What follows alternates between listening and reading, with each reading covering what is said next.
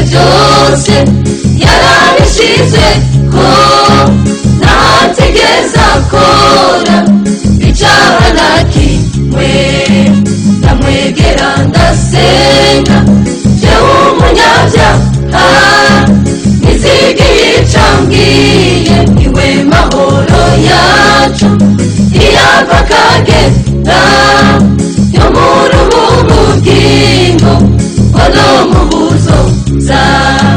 Bwana Yesu asifiwe. Amen. Na sasa leo, and for today, kichwa cha somo niliona the topic of the message I ni have, icyaha kidaharigwa. the sin which cannot be forgiven. Maze umwaka ndabigisha kuri mpwemu yera. It's been a year I've been teaching Kana basi you about the kubabwira Holy ko Spirit. kurogota kuri mpwemu yera ni iki? And then I say what pick up on the Kuko Holy aricho Spirit. cyaha kidaharigwa. Because it is a sin which is Mbere. not forgiven. Ndabizi ko Imana iri hano. I believe that God is here. Ariko sinza kugira ngo wihane ko nkubwira ijambo ry'Imana. I'm not going to say you to repent before you hear the Uwo word of mwemera God, because you hear the yakoze word of God. If the Holy Igihe Spirit cyo touches cyose you, araza kwihana. you will come to repent. Ariko nkubwira icyaha kidaharigwa. But the sin which are not Umva wo forgiven, here what can you Ariko ask icyo for nkubwira forgiveness? icyaha What can you repent for? nugira ngo uze urinde ntugikore. It's for you to not do Na it Adamu na again. Eva bari babibwiwe Even Adam and Eve have been bati iki spoken. ntimuzokirye. Don't touch the Baca fruit. barakirya They took it and ate babona it. urupfu. That was a Bisobanurwa ko ibintu ari bibiri, that means two things. ni mu muriro cyangwa mu ijuru. Is heaven or Na hell. hagati hariho, There is no in utagiye mu between. ijuru uri mu muriro. If you miss heaven, that means you are going Nimba to the ibyaha byose fire. warabyirinze, If you've been paying attention to the ni sin, kukimenye. even this one, you need to know it. Bwana Yesu asifiwe. Amen. Kurogota kuri mpwemu yera. Just speak on the Holy Spirit. Dusome Mariko 3:8 Let kuri us 30. read Mark 28, Mariko 3 Mark 3, 8 28, gushika kuri 30. up to 30. Imana itugirira ikigongo. Amen. Ndabisubiyemo ngo Imana itugirira ikigongo. Amen. Babwiye Yesu They spoke to Jesus ngo ari mwemu ihumanye. that is possessed by the evil Babibwira spirit. Yesu. They tell that to Jesus. Urazi ko abantu batukana You know how people insult each other. ntibatora. They don't care. Bamutuka Yesu batazi ariwe. They insult Jesus without Ababwira knowing kuno who he kuri. was. The one was telling them the truth. Ati abantu kozi Imana benshi bakuvuga. He said like everyone they Kuko abantu buko ndababona of God. People they barakubwira were n'ibyo so utanga ngo hari icyaha. they can tell you to give something. Nta kintu na kimwe utanga ngo hari icyaha You can't give anything for atari amaraso ya Yesu Kristo. without the blood of Jesus. Ariko kandi wihenze rero ukarogota kuri mwemu yera. But if you blaspheme into Ndiko the ndabasomera Holy amajambo y'Imana I'm reading to you the word of n'amaraso ya God. Yesu nazokora. Even the blood of Jesus can't do it. Ibi ni Yesu yabivuze, This is it, Jesus who said, si amajambo yanje. they are not mine. Nza kwigisha bukebuke nitonze, I'm going to preach slowly. ntabwo nihuta kabisa. I'm not going to rush. Icyo gituma nari muretse ngo yiherere neza That's why you need to be kuko prepared. umwanya urahari. Because we have a plenty of time. Bwana Yesu asifiwe. Amen. Wewe untega amatwi You, the one paying ngo attention, utahure neza for you to comprehend, kurogota ni iki. to blasphemy. Iyo umuntu If it's someone atutse Imana insult God, abarogose. you already blasphemy. Iyo umuntu If it's somebody avuze nabi by'Imana say something bad to God, abarogose. you are blaspheming. Ikibazo ugomba kwiyumva rero, What is the question? uza gutandukanya ryari How are you going to make the difference of kurogose ku Mana, that you blaspheme to God kurogose kuri Yesu, or to Jesus cyangwa kurogose kuri mwemu. or to the Holy Spirit? Amabere maso. You need to pay attention Kubera Imana because God na Yesu and Jesus na mwemu and the Holy Spirit, bari kintu kimwe. they are one. Ntabwo batandukanye. They are no different. Rero mwitonde.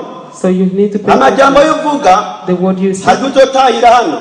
Sometimes you Uchuja go mumuriro. there and go to hell. Ugombye uraba maso, You need to pay attention akanwa kawe ukarinde and close your ibyo mouth uvuga. for what you are talking about. Bwana Yesu asifiwe. Amen. Hari abantu bapfa kuvuga ibintu Some people they just always talk. ntibazibire umunwa na gato. They don't close their Bakibaza ko bavuze neza. They think that they spoke Haba mu well. bunyongoshwa, hadi umuntu avuga bukebuke wishikaringa, Like inspiring, hanyuma ariho hose wherever you are. dore abantu ntibagitinya imana People don't fear God either. mbabazwa n'abantu bakurikira abandi Ask for people who follow ukurikira others. umuntu yawe rwose muzoherezahe. If you follow anyone, where are you going to end? imana yaguhaye mpwemu yera God gave you the Holy urumvira Spirit. mpwemu yera uzoshika. You need to hear for the Holy Niba Spirit. waravugisha And you iby'abantu, have to. If you just seek ngo for ni people demokarasi and you think that uzokurikira abarogose you will find iherezo something ryanyu muzoribona umunsi umwe. and you found something bad. bwana yesu asifiwe. Amen. aho urashobora kubona neza kurogota icyo ari cyo. You may see how it is blasphemy, what it means. buke buke turashikayo. Slow by slow we reach there. muri matayo 12 Matthew 12. matayo 12 Matthew 12, 31 31 gushika 32 up to 32. umuntu azorogota kuri mpwemu yera ntazobiharirwa. If you speak against the Holy Spirit, you Habu- are not going to be forgive. habe ubu Even today, no mu gihe kizoza. even for the coming years. bwana yesu asiwe sana. Amen. hano bakojambo ryitwa kudedemba. They spoke about it to speak against. niwadedemba ku mana Don't speak against God. byanditse ko rwose ku mana. It's written if you are against to God. niwadedemba ku muntu You can speak against a man. uzoba rwose ku muntu, It's okay for a man. ariko niwadedemba kuri mpwemu yera. But if you speak against the Holy Spirit, muriko murabyumva. can you hear me? ndiko ndagenda buke buke I am going slowly. ngo umenye icyo utinya. So you may see something to fear of.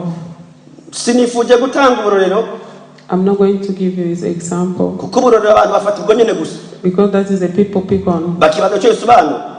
and they don't know what it means. harimo n'abavuga ibitari byo Some people can say what is ko bakemeza ko umuntu asubiyemo wavuze mu ndimi. They say if someone is speaking Why don't you language, go to strange Kurimwe Yera? language, they think that they blessing for the Holy muko je Spirit. ndafite ubuhanga bwo kwiga indimi. But I have that knowledge to learn language. none indimi zigwa gute? How do they learn? ururimi n'uruvuga rimwe. If you speak, you can't speak it just utangurira ku once. makosa ukavuga amakosa. So you start from the bijya mistake, gutunga nawe uvuze amakosa. and then from there you will start to learn. rero ibikora ko nkasi indimi So what I'm speaking here is not the ni language. ibintu uvuga ukomeye neza It's the thing that you speak very witwaza strong ishavu or very n'ibyo ubonye stressful for what you ukarenga see, karimbi and then you go forward. ukarenga the umurongo. barrier. urenze umurongo mpande babwira rero When you cross the line, abarimu bose na pasiteri bose bagomba gutangira impongano. even the evangelist or pastor, mugombe muvyumve. they can't let you to repent for it. You need to kubw'ibyo rero listen. mumenye icyo mwitonda. That is the one you need to pay attention of. muri icyo gihe cya yesu The time of Jesus. abafarisayo Pharisees bashyize ibikorwa byiwe put the kuri work of Jesus beyezebuli. to Beelzebul. yesu acabaha buno butumwa. And then Jesus give them this message.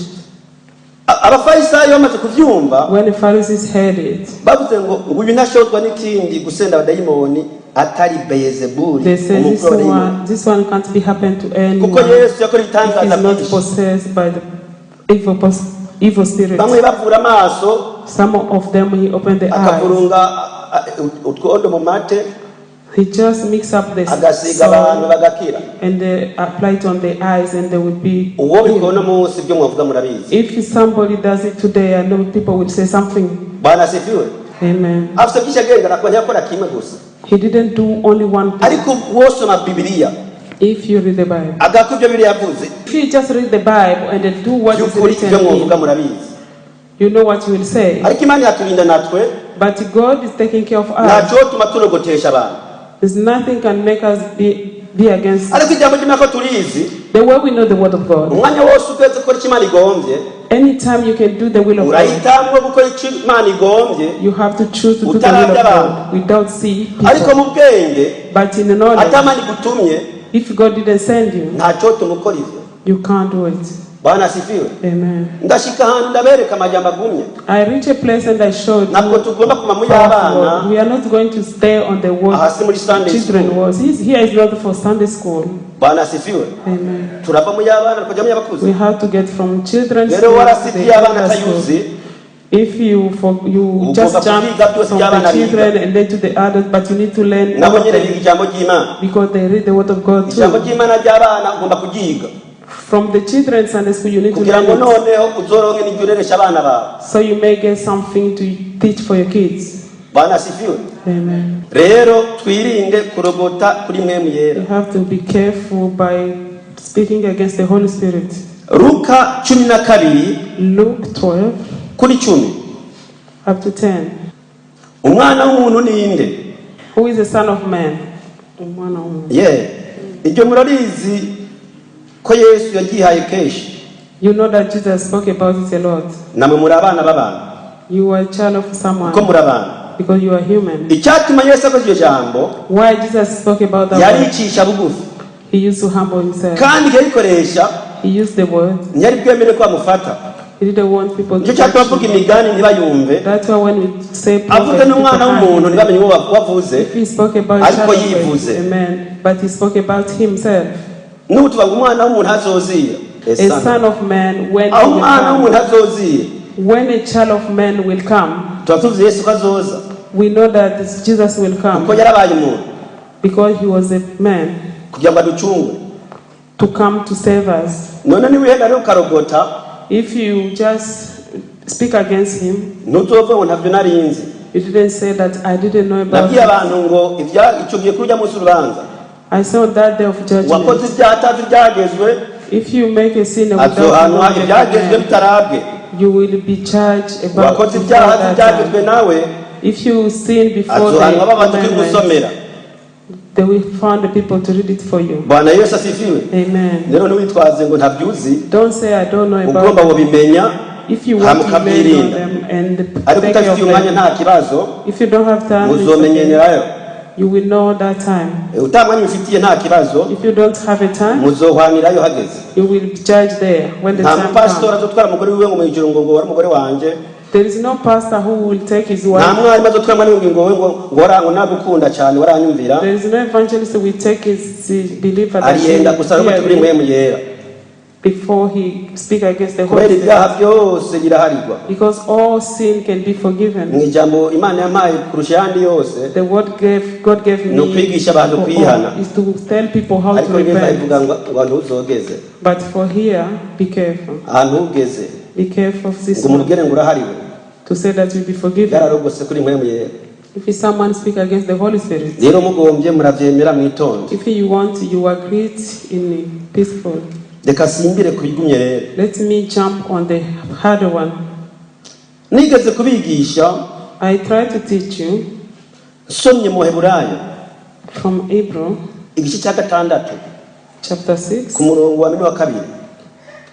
verse 4.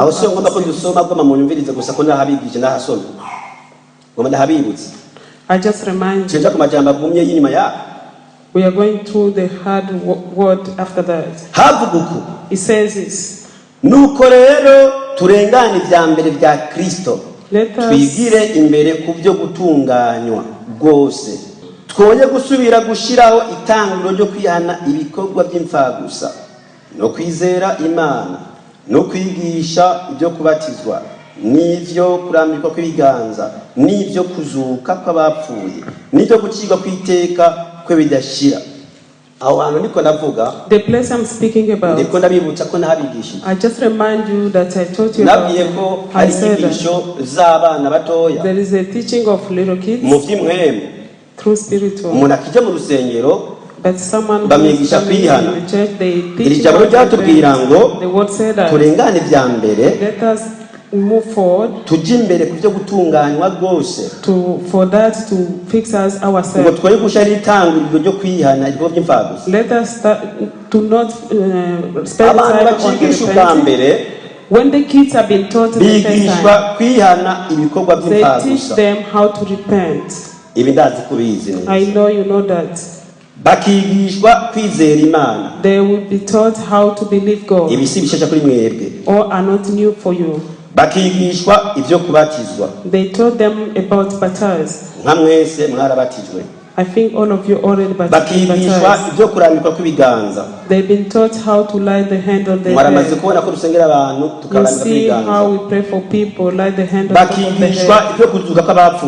They've been taught how to be risen for those dead people. You believe that those who dead will rise again.